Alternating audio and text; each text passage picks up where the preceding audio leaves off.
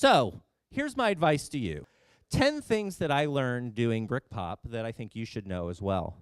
The first one, there is no such thing as global marketing. I worked as a globalization guru in big agency networks for years, and the idea that you can just run an Americanized or Europeanized campaign with the tagline is just lazy.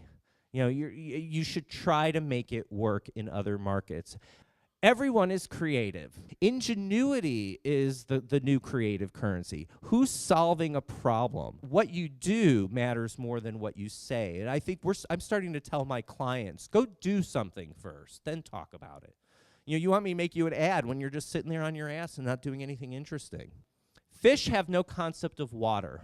What I mean by this is sometimes when you're inside the market, you don't see stuff that's really cool. Sometimes you have to kind of step outside and look in a little. So my advice is I always pretend I'm from Mars. Artistic freedom is a ball and chain. Remember what I was saying about the Cultural Revolution in China? Every single one of the most innovative ideas came as the result of handcuffs of some type. Having the obstacle put in your way teaches you what the Brazilians call o jeitinho, a way around it, a way to cheat, a way to get around the system.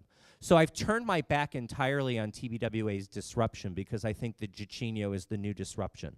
Because you can't disrupt anything in China because you're going to get in a little bit of trouble if you try to do it.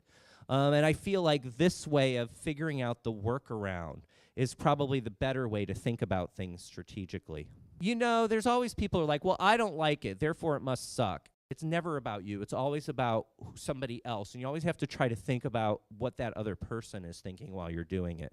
Aspiration is bullshit.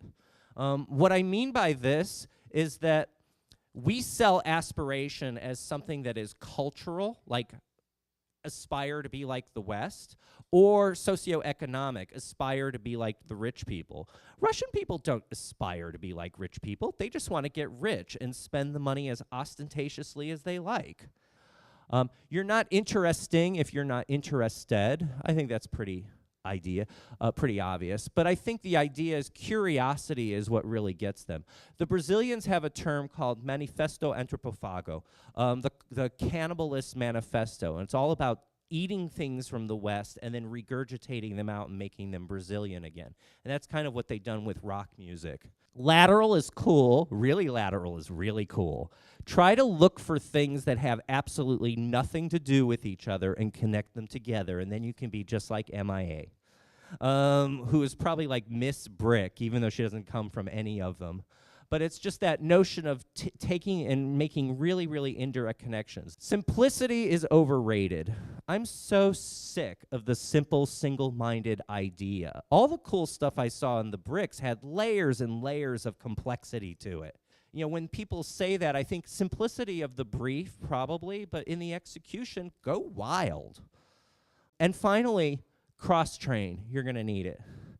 I went to the National Institute of Design in India, in Ahmedabad. These pictures are all from there, actually. And the first day I went to visit, I was with the design students who were taking a CAD class. The second day of that I was there, I went with them to Rajasthan to watch them learn ancient dyeing and weaving methods of the last 4,000 years.